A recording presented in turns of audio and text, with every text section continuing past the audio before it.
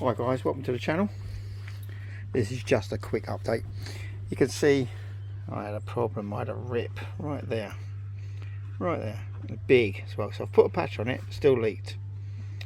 Now any of you who've watched my other videos, you know about my hot tub. I've put expanding foam in it, solid, and it holds the heat. We have noticed that the electricity bill has gone down quite a bit since using this.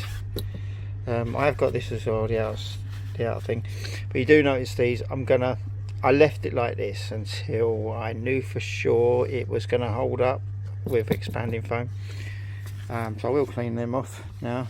We've had another season with it. My own fault with this was I pushed it up on top of my shed and caught the edge of it. So what I've done, put this over. This is basically to stop the expanding foam coming out.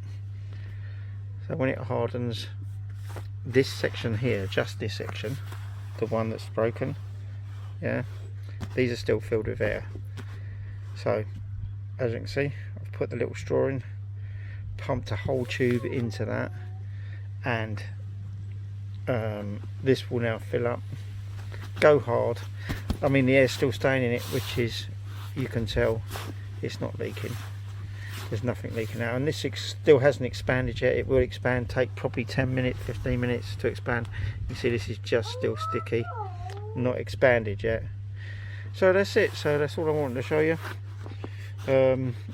Anything else I can actually help with hot tubs, I will.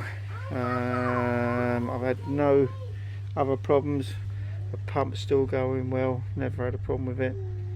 I haven't got a non-return valve on my pump, and it's never caused a problem. So that's it guys, thank you for watching.